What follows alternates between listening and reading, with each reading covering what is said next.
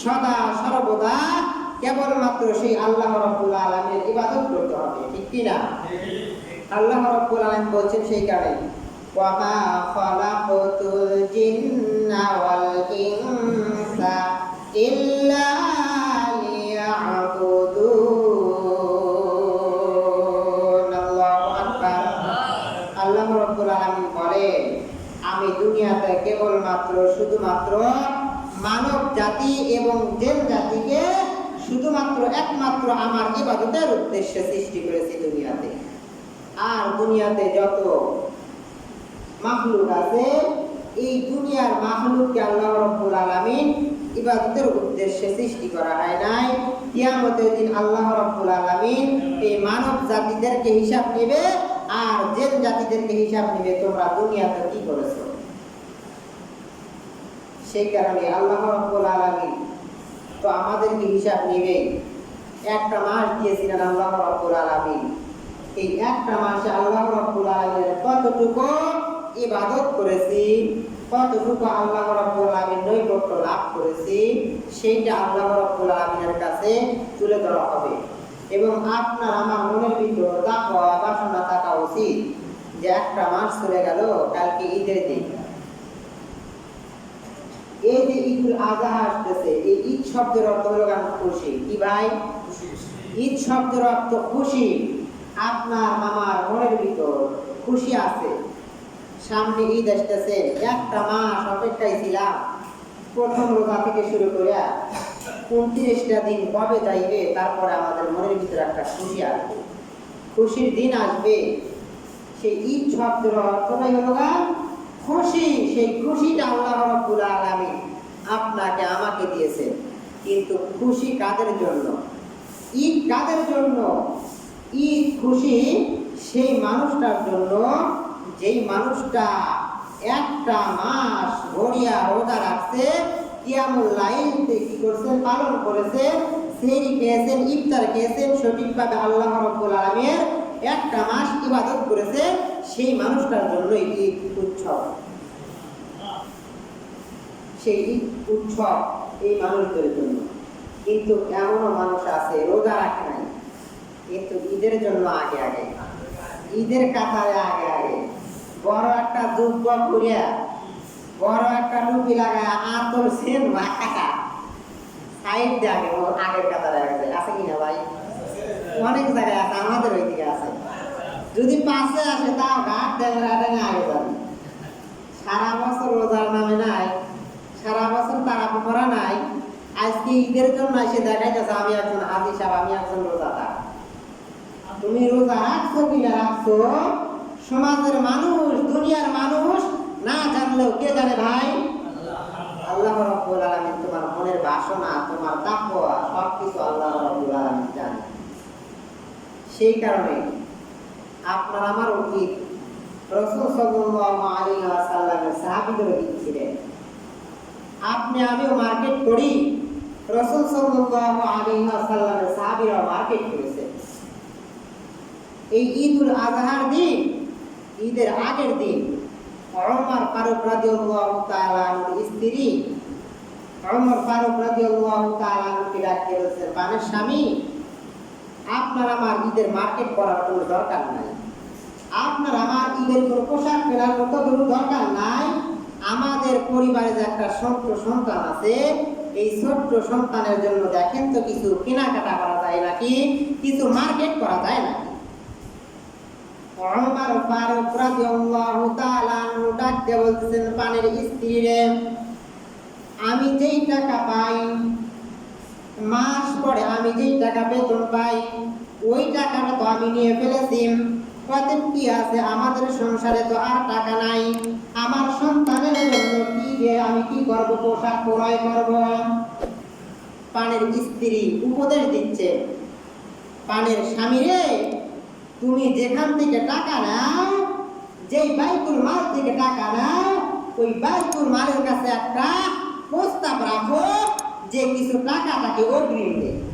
কি দে? কিছু টাকা অগ্রিম দে। ওমর ফারুক রাদিয়াল্লাহু তাআলা আনহু তার পানের স্ত্রীর কথা শুনে একটা চিঠি লিখলেন, বাইতুল পাহারাদার, যিনি ওখান থেকে টাকা পয়সা ভরণ পোষণ করেন, ওই মানুষের কাছে ওমর ফারুক রাদিয়াল্লাহু তাআলা একটা চিঠি লিখলেন, আমার কিছু টাকার দরকার, সামনে ঈদ আসিয়া গেছে, আমার ছোট্ট সন্তানের জন্য কিছু মার্কেট করব, কিছু ক্রয় করব, কিছু কেনাকাটা করতে হবে, তাতে কি আছে আপনি আমাকে 1 মাসের বেতন অগ্রিম দিয়ে দেন। যখন ওমর ফারুক রাদিয়াল্লাহু তাআলা এরকম চিঠি পাঠাইছেন, পাঠানোর পরে ওই বাইতুল মালে যিনি থাকেন ওই সাহাবীর কাছে যখন একটা চিঠি চলে গেছে, যাওয়ার পরে চিঠিটা হাতে নিয়ে দেখতেছেন ওমর ফারুক রাদিয়াল্লাহু তাআলা বরাবর একটা চিঠি আসছে। চিঠিটা খোলার পরে দেখতেছেন, মহোদয় আপনার কাছে অনেক কৃতজ্ঞ হব যদি আপনি আমাকে অগ্রিম 1 মাসের বেতন দিয়ে দেন। এই কথা যখন পড়ছেন, পড়ার পরে ওই ব্যক্তি চোখ দিয়ে বড় করে পানি ফেলা দিয়েছে। আরে যিনি একটা রাষ্ট্রপ্রধান, ওর তো পৃথিবীর শাসনকর্তা, সেই শাসনকর্তা চাইলে বাইতুল মাল থেকে টাকা পয়সা নিতে পারত, কিন্তু এমন ভাবে চিঠি লিখছেন যে আপনি যদি আমাকে কিছু টাকা দেন তাহলে আমি কৃতজ্ঞতা থাকবো। কি থাকবেন? কথা বলেন, কি থাকবেন? কৃতজ্ঞতা থাকবো, আপনি আমাকে 1 মাসের টাকা অগ্রিম দিয়ে দেন। এই কথা শুনে কি করতেছেন? চোখ দিয়ে ঘর করে পানি আসতেছেন। আর চিঠির অপর পৃষ্ঠে লিখে দিয়েছেন, আমিরুল মুমিনিন, কিছু মনে করবেন না, আপনাকে আমি 2টা শর্ত দিলাম, এই 2টা শর্ত যদি আপনি পালন করতে পারেন তাহলে আপনাকে আমার টাকা দেওয়া কোনো বাজে না। অপর পৃষ্ঠায় লিখে দিচ্ছে, আপনাকে আমি 2টা প্রস্তাব দিলাম, এই 2টা প্রস্তাব দেওয়ার কারণে যদি আপনি মেনে নিতে পারেন তাহলে আপনাকে আমি অগ্রিম বেতন দিতে আমি বাধাও দেব না। কি দিবে না? বাধা দিবে না। দেখেন, তাদের কিন্তু ঈদের টাকা নাই, ঈদের মার্কেট করবে, তার থেকে কি ইচ্ছা করলে তিনি একজন রাষ্ট্রপ্রধান, তিনি মনে চাইলে সমস্ত টাকা পয়সা লুট করে খাইতে পারতেন। আমাদের দেশের মানুষের কাছে যেমনটা দেখেন কি করতেছে, খোঁজলেন কা সমাজের মানুষ একটা জিনিসের যদি হিসাব চাই হিসাব দিতে পারে না। আর রাষ্ট্রপ্রধানের কাছে যাবে, রাষ্ট্রপ্রধানের কাছে হিসাব চাইবে, হিসাব কখনোই দিতে পারবে না। এই আমিরুল মুমিনিন যখন কি করলেন, ওখান থেকে চিঠি ফেরত আসলো, আসার পর ওমর ফারুক রাদিয়াল্লাহু তাআলার কাছে যখন চিঠিটা আসলেন, আসার পর ওমর ফারুক রাদিয়াল্লাহু তাআলা চিঠিটা খুললেন, খুলিয়া দেখে যে চিঠির ভিতর লেখছে, ইয়া আমিরুল মুমিনিন, আপনাকে আমি টাকা দেব, ঠিক আছে, 2টি প্রস্তাবে যদি আপনি রাজি থাকেন তাহলে আপনাকে আমি অগ্রিম বেতন দিয়ে দেব। ওমর ফারুক রাদিয়াল্লাহু তাআলা দেখেন, প্রথম লেখা লেখছে, ইয়া আমিরুল মুমিনিন, আপনাকে যে আমি 1 মাস অগ্রিম বেতন দেব, আপনি যে 1 মাস বেঁচে থাকবেন এই বাঁচার গ্যারান্টি আপনার আছে কিনা? মানুষের কি বাঁচার গ্যারান্টি আছে? 1 মাস বাঁচার গ্যারান্টি, 2 দিন 1 সেকেন্ড নাই, নিঃশ্বাসের বিশ্বাস নাই, সেকেন্ডটার কোনো ভরসা নাই। সেই কারণে বাইতুল মাল থেকে চিঠির অপর পৃষ্ঠে লিখে দিয়েছে, ইয়া আমিরুল মুমিনিন, আপনাকে যে আমি 1 মাসের বেতন দিব অগ্রিম, আপনি যে 1 মাস বেঁচে থাকবেন, এই বেঁচে থাকবেন এই গ্যারান্টি দিয়ে আপনি দিতে পারেন তাহলে আপনাকে আমি অগ্রিম 1 মাসের বেতন দিয়ে দেব। হযরত ওমর ফারুক রাদিয়াল্লাহু তাআলা যখন এই কথা চিঠিতে পাইলেন, পাওয়ার পরে ওমর ফারুক রাদিয়াল্লাহু তাআলা আস্তে আস্তে চোখ দিয়ে গড়গড় করে পানি ফেলতেছেন আর কাঁদতেছেন। দ্বিতীয় নাম্বার, ওমর ফারুক রাদিয়াল্লাহু তাআলা দেখেন চিঠির ভিতর লেখছেন, ইয়া আমিরুল মুমিনিন, আপনাকে আমি যে 1 মাস আগে টাকা দেব, আপনাকে যে 1 মাস এই রাষ্ট্রপ্রধান, রাষ্ট্রের মানুষ আপনাকে যে রাষ্ট্রপ্রধান রাখবে, আপনি কি এই লিখিত দিতে পারবেন? এই বাইতুল মাল থেকে লিখছেন, আপনি যে 1 মাস এই দেশের রাষ্ট্রপ্রধান হিসেবে রাখবে জনগণ, আপনি কি এই কথাটা দিতে পারবেন? আমিরুল মুমিনিন ওমর ফারুক রাদিয়াল্লাহু তাআলা আবার কাঁদতেছেন আর চিন্তা করতেছেন আর হাতটা তুলে আল্লাহ রাব্বুল আলামিনের কাছে দোয়া করতেছেন, আয় আল্লাহ রাব্বুল আলামিন, আমি রাষ্ট্রপ্রধান হওয়ার পরেও এমন একজন মানুষ খাদেম হিসাবে কবুল করেছো। যেই বাইতুল মালের খাদেম আমি টাকা চাওয়ার পরেও দিল না, স্বয়ং আল্লাহ রাব্বুল আলামিনের উপর তাকওয়া দেখাইলো, তুমি আল্লাহ রাব্বুল আলামিন তাকে হেফাজত করিও। সুবহানাল্লাহ।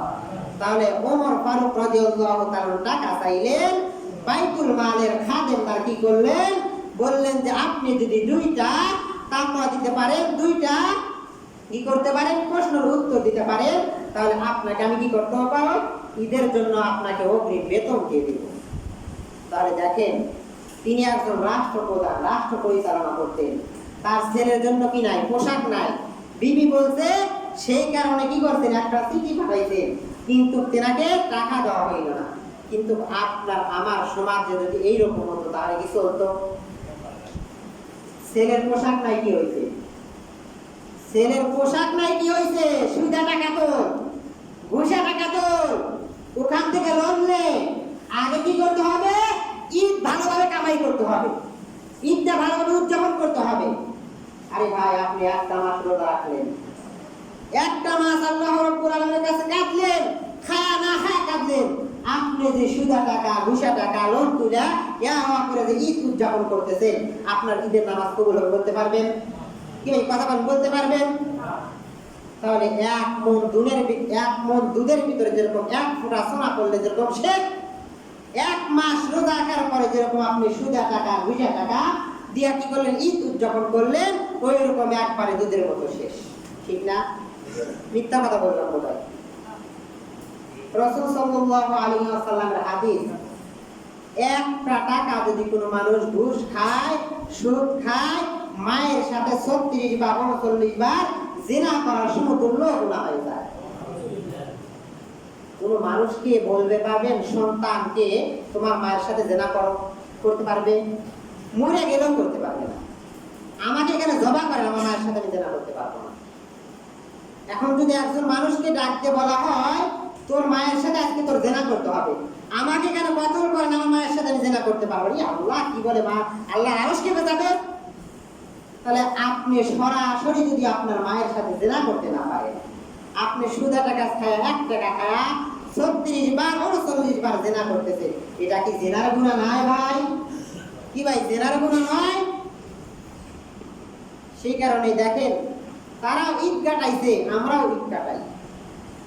আমিরুল মুমিনিন টাকা না পায়া আল্লাহ রাব্বুল আলামিনের কাছে দোয়া করতেছেন, আল্লাহ আপনি তাকে কি করেন, আরো আয়াত তেলাওয়াত করেন, আগে আপনাকে আরো উচ্চ মাকাম দিয়ে দেন। কিন্তু আমি যদি একজন মানুষের কাছে টাকা চাই, যদি টাকা না পাই, তার গোষ্ঠী একবার ছাপা করবে। ঠিক কিনা ভাই? ঠিক মনে হয় বলি, গোষ্ঠী ছাপা করে দেয়। হযরত ওমর ফারুক রাদিয়াল্লাহু তাআলা আনহু এই ঈদুল আযহার দিনে ঘরের ভিতরে দরজা দিয়া কাঁদতেছেন, শুধু কাঁদতেছেন, টুকরা টুকরা কাঁদতেছেন।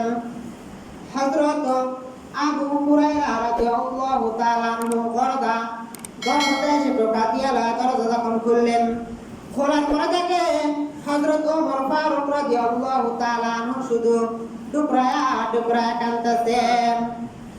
আবু হুরায়রা রাদিয়াল্লাহু তাআলা আনহু ডাকতে বলছেন, ইয়া আমিরুল মুমিনিন, আমরা তো ঈদে মাঠে গিয়েছি, আপনি নামাজ পড়াইবেন, আপনার জন্য আমরা সবাই বসে আছি, আপনি নামাজ পড়াইতে যাইতেছেন না কি কারণে?